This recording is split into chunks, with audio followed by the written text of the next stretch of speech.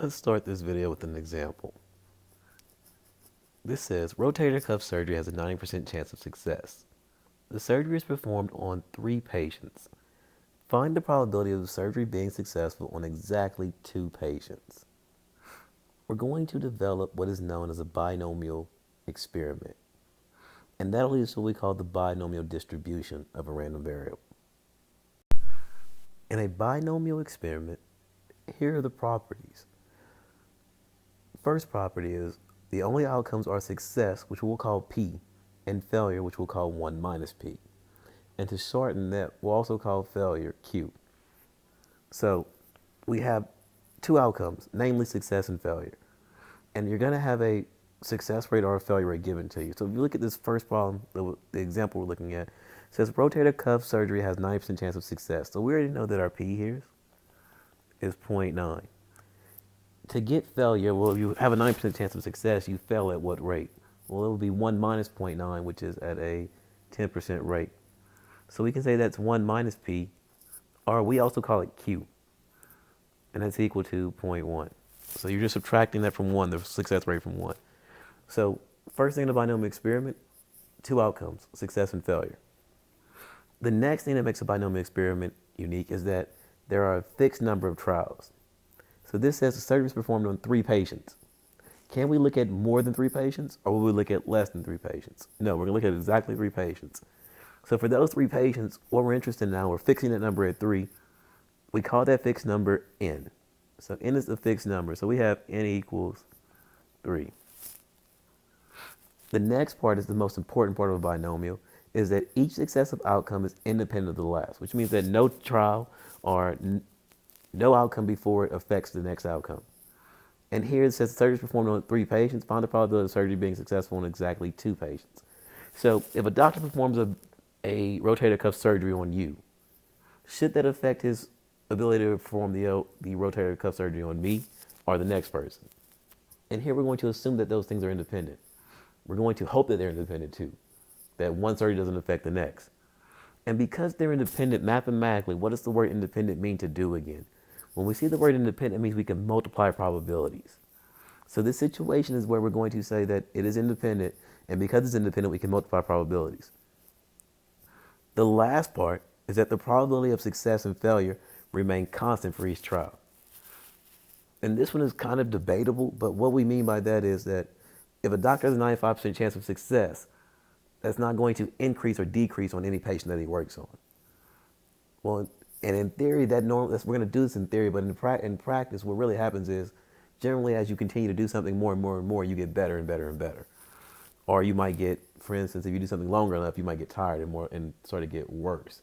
But in general, we're going to assume that these things aren't changing, these probabilities aren't changing. So let's look at these examples. It says determine whether the experiment is a binomial experiment. If it is binomial, identify n, p, and q.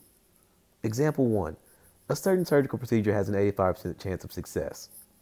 A doctor performs the procedure on 8 patients. Let x equal the number of successful surgeries. So for this particular case, we have, first off, you need to check, are there only 2 outcomes, success and failure?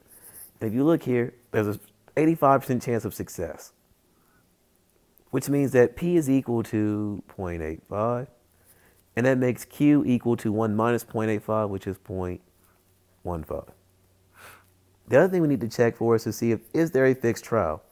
Well, we're performing the procedure on how many patients? 8 patients. So the 8 patients is your N. Now, is it binomial? Well, will one surgery affect another? No. And will that probability of success change? No. So this is a binomial? Yes. This is a binomial. And we write the parameters. We have parameters of a binomial. We say that the variable x follows a binomial. This symbol here means follows or approaches. A binomial experiment, we use the b to parameterize it. So x approaches a binomial with 2 parameters, n and p. Every binomial has its own set of a fixed number and a probability of success. So we can write this one as x follows a binomial with an n of 8 and a p of 0.85. Look at the next example. You take a multiple choice quiz that consists of 10 questions. Each question has 4 possible answers, only one of which is correct. To complete the quiz, you randomly guess the answer to each question. Let x equal the number of correct questions. So again, when you go through this, try to find, are there only 2 outcomes, success and failure? Well, if you take a test, either you're going to get the question right or you're going to get it wrong. So there's only 2 outcomes, success and failure. Success here is each question has 4 possible answers, which means only one of those answers is correct out of 4.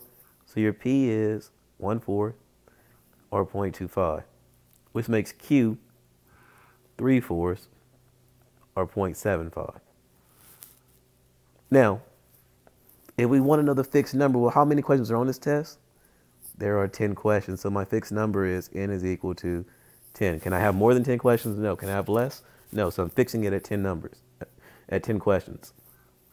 The last thing we're going to ask ourselves is, or the next thing we're going to ask ourselves is each question independent of the last?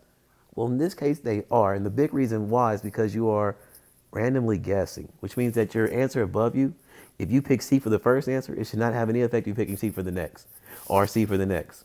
So that makes them independent, which means you can multiply probabilities. And if you're randomly guessing, the probability of you getting one right isn't going to change if you get another wrong or a right. So your probability of success and failure remains constant.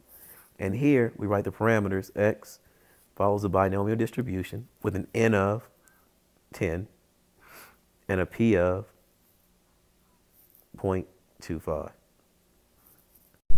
So going back to our original problem, we see that we have a p of 0.9, a q of 0.1, and an n of 3. The parameters are written like x follows a binomial distribution with an n of 3 and a p of 0.9. And this is binomial again because we have a constant probability of success, we have a fixed number, no surgery effects of the next, and our probabilities aren't changing. Every binomial, just like any other variable we talk about, has a mean and a standard deviation. And the mean, also known as the expected value, can be easily calculated if you know the parameters. And remember, we know our parameters are x follows a binomial distribution with a certain n and a certain p. Fixed number n and a probability of success p. Let's say we take a coin and we flip it 50 times. And we're interested in the number of heads that we get out of 50 flips. So let's let x equal the number of heads. Well, we're flipping it 50 times, and we know that n is 50.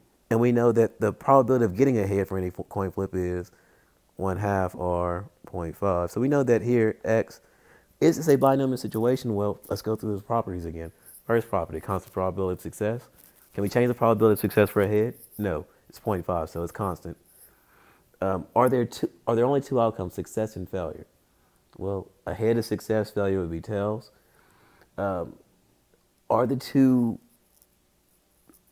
Is each flip independent of the last? So if I flip a coin one time, will it affect me flipping the coin next time? No. Is there a fixed number? We're going to flip it 50 times, so yes, those are fixed numbers. So this is a binomial situation. So x follows a binomial with an n of 50 and a p of 0.5.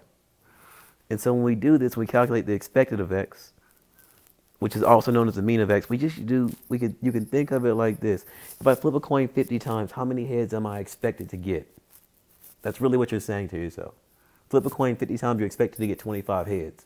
Well, mathematically, how do we calculate that? How are we calculating that? We're multiplying the n by the probability of success. In this case, that would be 50 times the probability of success, which is 0.5, and half of 50 is 25. We'd expect to get 25 heads. The other thing we're going to do to find the standard deviation now is, well, what is that going to vary by? Well, it's going to vary by our tail failure rate. And to calculate that, we just do the square root of n times p times q. So the square root of n times p times q is, that's d of x. The square root of n times p. And notice that 50 times 0.5 is just the expected value. It's what you were expected to get. That's going to vary by your failure rate, which is, in this case, You're going to fail. If it's 50% success, the other failure rate is 0.5.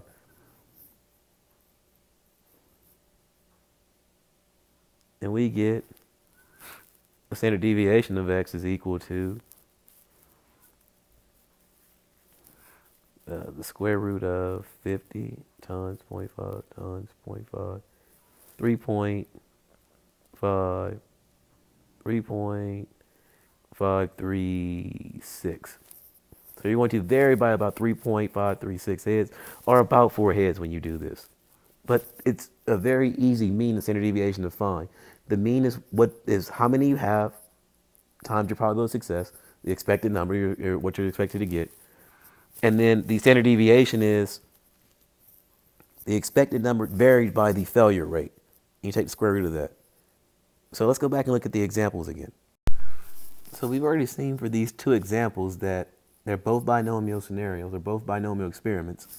And let's find the mean and standard deviation for each. So for the first problem, to find the mean, all we're going to do is, well, what is the expected of x or mu of x equal to?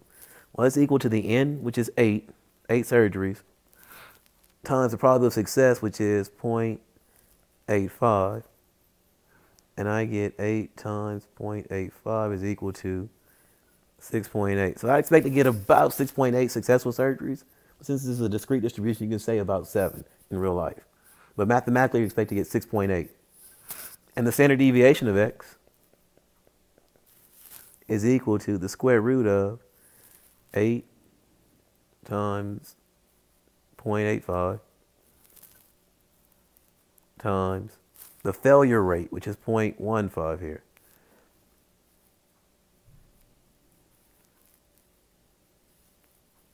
And for this, I get the standard deviation of x is equal to 1.01, or about one failed surgery, or it's going to vary by about one surgery. That doesn't mean it fails. So you can either have about 6 successful surgeries or 8 successful surgeries. The other one, the expected of x is equal to 10 times 0.25, which is 2.5. So if you're randomly guessing on a test, and it's 10 multiple choice questions, you have no clue what's going on, you're expected to get about 2.5 of them correct. And that'll vary by SD of x is equal to the square root of 10 times 0.25 times 0.75.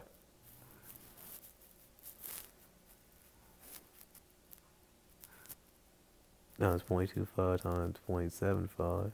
Take the square root of that.